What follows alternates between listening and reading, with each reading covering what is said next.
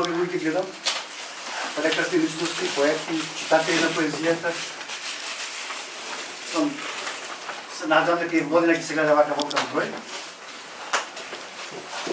Значи, добре сте на сите, се надам дека убаво се чувствувате, просторот е тесен тој што е каков што е, но да не забораваме која е причината што сте тука денес. Го това има легендето на Аден Долар. А Аден Долар живеел скромен живот. Во една столичка вака, па некој пати во потесен простор. Но во секој случај Аден Долар бил голема личност со голема душа. Затоа да чете. Ние като любители на поезијата, на воопшто на она што водителне книжевност, се собравме да му даде почит на Аден Долар како човек, како личност, како карактер, но истовремено како писател и на сепак важното, иако го ставам на последно место, трето, сепак може би треба да е обратно, неговото влијание во она што го нарекуваме холандско-македонски однос. Тие се три елементи, три моменти во животот на Аден Долар. Личност, човек и обичен, како секој друг човек, но и сепак необичен како начин на живот, како писател и пак ќе го потенцирам на неговото влијание во холандско-македонските односи.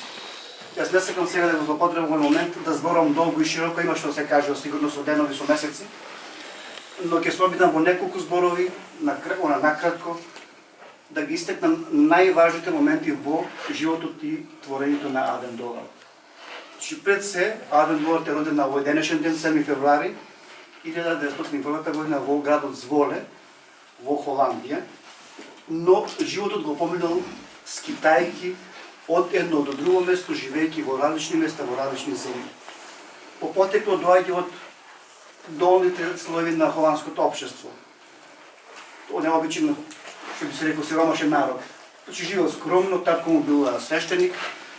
Кога Аден Долар имал само 17 години, татко му го напушта овој свет, го остава како сираче со мајката и таму 3 сестри. Да се мачат и да преживуваат од ден за ден. Толку живееле мизерно што и куќата во кој што живееле под наем, морале дел да издават на други луѓе за да го платат наемот, не мисли тоа трошоци. Како возрастна личност работел се и сешто. Бил книговодител, потоа собирал грозе во Франција, во лозите на Франција, кршел или чукал камења, значи работел во градежништвото.